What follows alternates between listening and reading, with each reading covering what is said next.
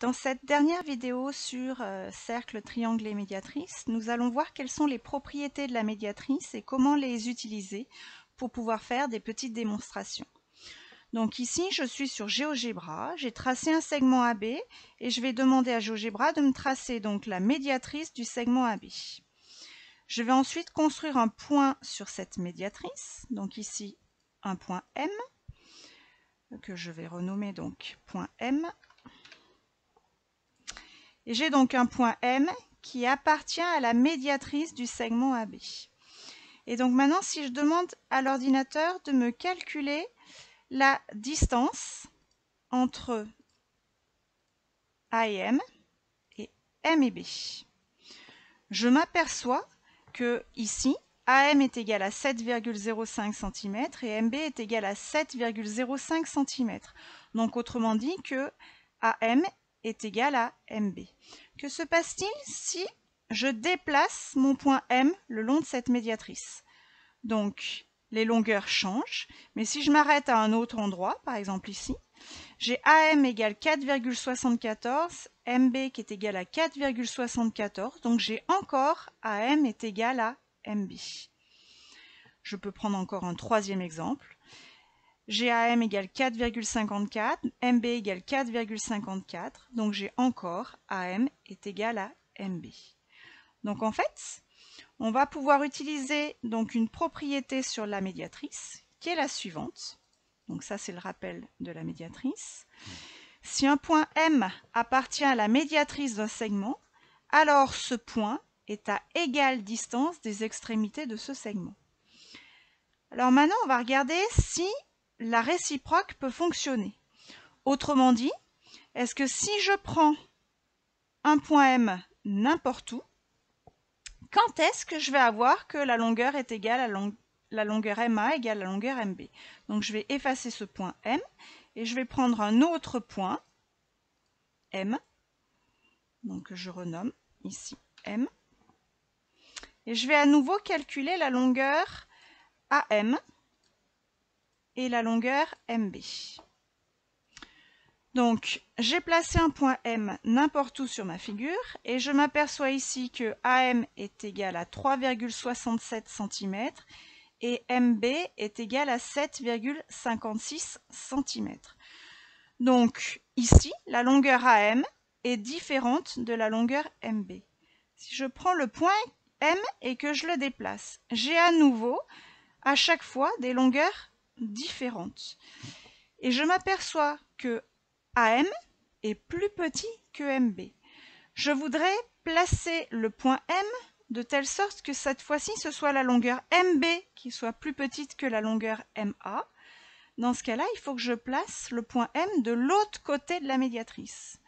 Ici, MB égale 4,3 cm et AM égale 9,29 cm. Maintenant, que se passe-t-il si je me rapproche de la médiatrice? Eh bien, je m'aperçois que les distances deviennent quasiment égales. Et si elles sont égales, 5,63 ici pour AM et 5,63 ici pour MB, et bien automatiquement je m'aperçois que le point M est bien placé sur la médiatrice du segment AB. Ce qui m'amène donc à dire que la propriété réciproque est juste.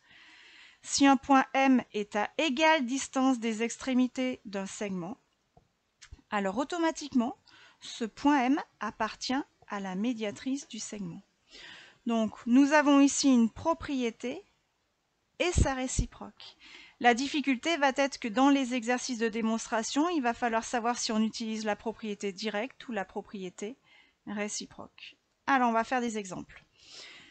Donc si je fais le bilan, M est égal à égale distance de A et de B, ça veut dire que M appartient à la médiatrice de AB. On dit aussi que M est équidistant de A et de B. Maintenant, nous allons voir comment utiliser les propriétés de la médiatrice que nous venons de voir. Donc, premier exemple, j'ai un triangle ABC, isocèle en A et I le milieu de BC. Donc, il va falloir démontrer que AI, c'est la médiatrice de BC. Donc, quand j'ai un exercice de ce type, la première chose, c'est de faire une figure pour pouvoir voir ce qui se passe. Donc, je dois dessiner un triangle isocèle en A, ici c'est le cas, et placer I le milieu de BC. J'ai bien mis mon codage pour préciser que j'ai un triangle isocèle et que j'ai bien I le milieu de BC. Alors, qu'est-ce que je sais au départ? Je sais que le triangle ABC est isocèle en A. S'il est isocèle en A, ça veut donc dire que la longueur AC est égale à la longueur AB. Et je sais aussi que I, c'est le milieu de BC. Du coup, j'ai la longueur IC qui est égale à la longueur IB. Or, si j'utilise la propriété qui est si un point est à égale distance des extrémités d'un segment, alors ce point appartient à la médiatrice de ce segment. J'en déduis donc que le point A appartient à la médiatrice de BC, puisque AC égale à B, et que I appartient à la médiatrice de BC, puisque IC est égal à IB. Alors si A appartient à la médiatrice et que le point I appartient aussi à la médiatrice de BC, alors la médiatrice, c'est forcément la droite AI. Voilà, j'ai démontré ce que je voulais à l'aide de la propriété sur les médiatrices. Deuxième exemple, soit D la médiatrice de JK et un point M tel que le point M appartient à la droite D et tel qu'il n'appartient pas au segment JK. Démontrer cette fois-ci que le triangle MJK est isocèle en M. Donc pareil que tout à l'heure, il s'agit de faire une figure pour pouvoir voir les choses. Donc je trace un segment JK, je trace la médiatrice D de ce segment JK, donc je place bien mon angle droit, mon codage, puisque la médiatrice passe par le milieu du segment. Et je place un point M sur la droite D, autrement dit sur la médiatrice, mais pas sur le segment JK. Donc j'en place un n'importe où, le point M ici. Il s'agit de démontrer que le triangle MJK est isocèle en M. Donc qu'est-ce que je sais? Je sais que le point M appartient à la médiatrice de JK. Or, si j'utilise la propriété suivante qui est si un point appartient à la médiatrice d'un segment, alors ce point est à égale distance des extrémités de ce segment. Donc, j'en déduis que MJ est égal à MK. Et si MJ est égal à MK, cela signifie que le triangle MJK est bien isocèle en M.